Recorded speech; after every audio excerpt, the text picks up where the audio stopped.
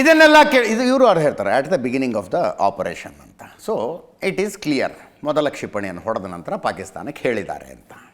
ಇದಾದ ನಂತರ ಉಳಿಯುವ ಪ್ರಶ್ನೆ, ಈ ಕಾರ್ಯಾಚರಣೆಯಲ್ಲಿ ಭಾರತದ ಯಾವುದಾದ್ರೂ ಯುದ್ಧ ವಿಮಾನ ಪತನ ಆಗಿದೆಯಾ ಅಂತ.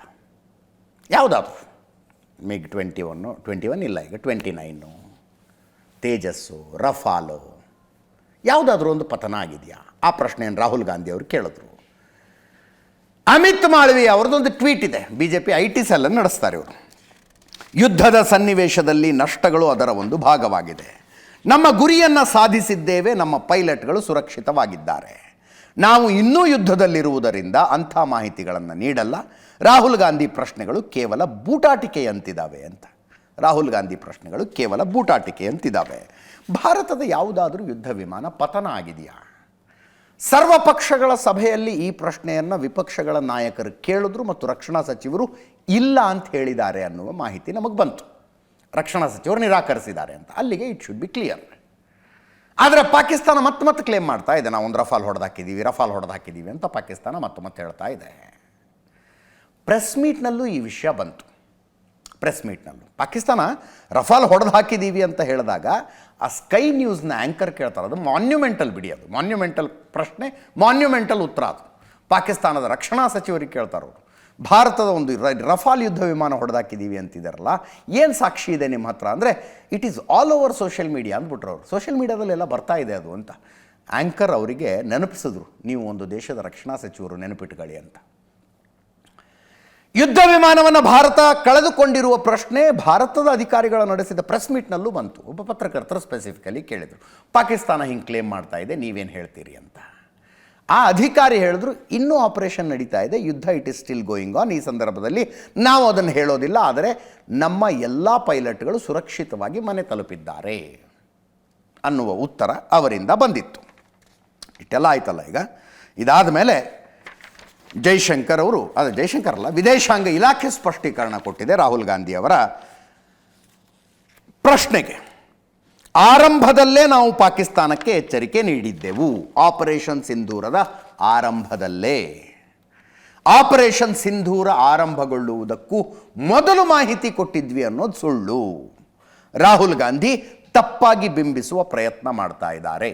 ವಿದೇಶಾಂಗ ಇಲಾಖೆಯಿಂದ ಬಂದಿರುವ ಸ್ಪಷ್ಟೀಕರಣ ಇದು. ಈ ಮಧ್ಯದಲ್ಲಿ ಭಾರತ ಒಂದು ಡಿಪ್ಲೊಮ್ಯಾಟಿಕ್ ಸ್ಟೆಪ್ಪನ್ನು ತೆಗೆದುಕೊಂಡಿದೆ. ಹಲವು ಕ್ರಮಗಳ ಪೈಕಿ ನಮ್ಮ ದೇಶದಿಂದ ವಿವಿಧ ರಾಜಕೀಯ ಪಕ್ಷಗಳನ್ನು ಪ್ರತಿನಿಧಿಸುವ ಸಂಸದರನ್ನೊಳಗೊಂಡ ಹಲವು ನಿಯೋಗಗಳನ್ನು ಮಾಡಿ, ಆ ನಿಯೋಗಗಳನ್ನು ಬೇರೆ ಬೇರೆ ದೇಶಗಳಿಗೆ ಅಥವಾ ಗ್ರೂಪ್ ಆಫ್ ನೇಷನ್ಸ್ಗೆ ಕಳಿಸಿ ಭಾರತದ ಸ್ಟ್ಯಾಂಡನ್ನು ಇಡೋದು, ಭಾರತದ ನಿಲುವನ್ನು ಹೇಳೋದು. ಪಾಕಿಸ್ತಾನ ಹೆಂಗೆ ಹುಟ್ಟಿದಾರಭ್ಯ ಭಯೋತ್ಪಾದನೆಯನ್ನು ಬೆಳೆಸ್ತಾ ಬಂದಿದೆ, ಅಲ್ಲಿ ಟೆರರ್ ಟ್ರೈನಿಂಗ್ ಕ್ಯಾಂಪ್ಗಳು ಹೆಂಗಿದ್ದಾವೆ, ವಿದೇಶದಿಂದ ಪಾಕಿಸ್ತಾನಕ್ಕೆ ವಿದೇಶದಿಂದ IMFನಿಂದ ವರ್ಲ್ಡ್ ಬ್ಯಾಂಕ್ನಿಂದ ಬೇಲೌಟ್ ರೀತಿಯಲ್ಲಿ ಬಂದಂಥ ದುಡ್ಡನ್ನು ಕೂಡ ಹೆಂಗೆ ಭಯೋತ್ಪಾದನೆಗೆ ಬಳಸ್ತಾರೆ, ಯಾವ ರೀತಿಯಲ್ಲಿ ಪ್ರಪಂಚದ ಬೇರೆ ಬೇರೆ ದೇಶಗಳಲ್ಲಿ ನಡೆದ ಭಯೋತ್ಪಾದಕ ಕೃತ್ಯಗಳ ಭಯೋತ್ಪಾದಕರು ಪಾಕಿಸ್ತಾನದಲ್ಲೇ ಟ್ರೈನಪ್ ಆಗಿದ್ದರು, ಇತ್ಯಾದಿ ಮಾಹಿತಿಯನ್ನು ಅಂತಾರಾಷ್ಟ್ರೀಯ ಸಮುದಾಯಕ್ಕೆ ಕೊಡುವ ಉದ್ದೇಶದೊಂದಿಗೆ ಒಂದು ನಿಯೋಗ, ಸಂಸದರುಗಳ ನಿಯೋಗ, ಯಾರ್ಯಾರ ನೇತೃತ್ವದಲ್ಲಿ ಅನ್ನೋದನ್ನು ನೋಡ್ತಾ ಇದ್ದೀರಿ. ಇವರವರ ನೇತೃತ್ವದಲ್ಲಿ ನಿಯೋಗಗಳಿರ್ತವೆ.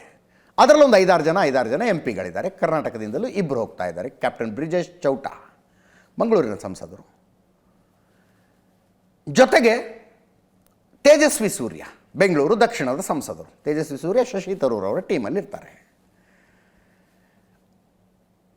ಈ ತಂಡದ ಆಯ್ಕೆಯನ್ನು ಕೇಂದ್ರ ಸರ್ಕಾರ ಮಾಡಿದೆ. ಅದೊಂದು ವಿವಾದ ಆಯಿತು, ಗೊತ್ತಿರುತ್ತೆ ನಿಮಗೂ. ಇಂಥದ್ದೊಂದು ತಂಡ ಮಾಡ್ತಾ ಇದ್ದೀವಿ, ನಿಮ್ಮ ಪಕ್ಷದಿಂದ ಯಾರನ್ನು ಕಳಿಸ್ತೀರಿ ಅಂದರೆ ಕಾಂಗ್ರೆಸ್ 4 ಜನ ಸಂಸದರ ಹೆಸರು ಕೊಟ್ಟಿತ್ತು. ಆ 4 ಜನರನ್ನು ಸರ್ಕಾರ ತಗೊಳ್ಳಿಲ್ಲ, 4 ಜನರನ್ನು ತಗೊಳ್ಳಿಲ್ಲ. ಅವರು ತಗೊಂಡಿದ್ದು ಶಶಿ ತರೂರ್ ಹೆಸರು ಕಾಂಗ್ರೆಸ್ಸಿನ ಲಿಸ್ಟಲ್ಲಿ ಇರಲಿಲ್ಲ. ಕಾಂಗ್ರೆಸ್ ಲಿಸ್ಟಲ್ಲಿ ಯಾರು ಇದ್ದರು? ನಾಸಿರ್ ಅಹಮದ್ ಇದ್ದರು, ಕರ್ನಾಟಕದಿಂದ ರಾಜ್ಯಸಭೆಗೆ ಆಯ್ಕೆಯಾಗಿ ಹೋಗಿರುವಂಥವರು. ಅದೇ ದೊಡ್ಡ ವಿವಾದ ಆಗಿದೆ.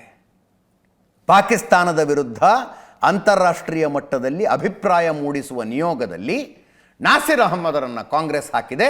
ನಾಸಿರ್ ಅಹಮದ್ ಅವರು ರಾಜ್ಯಸಭೆಗೆ ಆಯ್ಕೆಯಾದಾಗ ವಿಧಾನಸೌಧದಲ್ಲಿ ಪಾಕಿಸ್ತಾನ್ ಜಿಂದಾಬಾದ್ ಘೋಷಣೆಗಳ ಮೊಳಗಿದ್ವು ಅಂತ BJP ಅವರು ಇಟ್ಕೊಂಡಿದ್ದಾರೆ. ಇರಲಿ, ಆ ವಿಷಯಕ್ಕೆ ಹೋಗೋದು ಬೇಡ.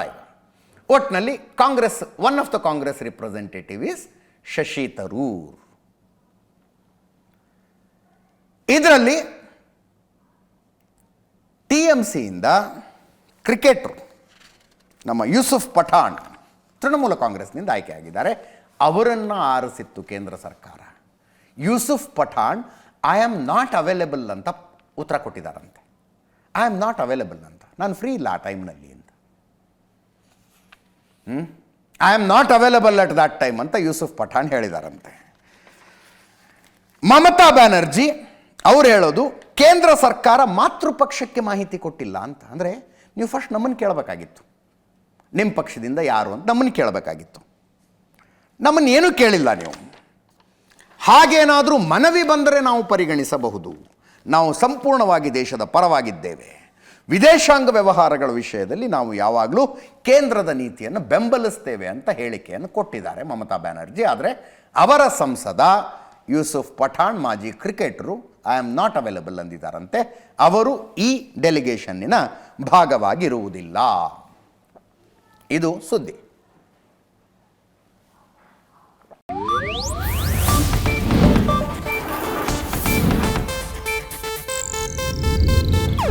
ಇದು ಏಷ್ಯಾನೆಟ್ ನ್ಯೂಸ್ ನೆಟ್ವರ್ಕ್ ಪ್ರಸ್ತುತಿ.